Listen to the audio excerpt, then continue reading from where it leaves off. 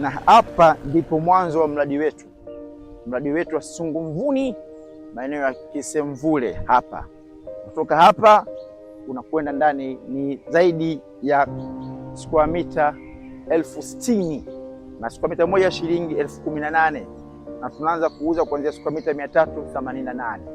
Kutoka hapa mpaka mjini, mpaka inaposema mjini inamaanisha Kariakoo, Magomeni, Sinza, Kinondoni, ni mwendo wa nusu saa tu. Sasa kutoka hapo stendi ya Kisemvule mpaka kufika kwenye mradi hapa mradi ulipo hapa mwendo wa dakika 15 tu. Leo tumekuja hapa na wateja kuja na wateja kushuhudia wenyewe mradi, waone viwanja jinsi vilivyo. Kuja kuangalia mradi wa Tiba Property.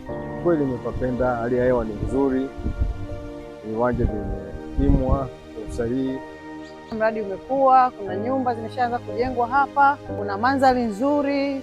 Sisi tumekuja tumejionea na tumejichukulia viwanja na hilo halina wasiwasi, kwa sababu kila mmoja ambaye amefika kwenye hili eneo hajaghairi, kila mmoja amependa kuchukua eneo. Nimezaliwa Kariakoo, sasa hivi nikienda Kariakoo hamna mtu ambaye anayenijua hata mmoja. Watu wote washahama huko kuja kujenga mijengo yao huku unapaona huku.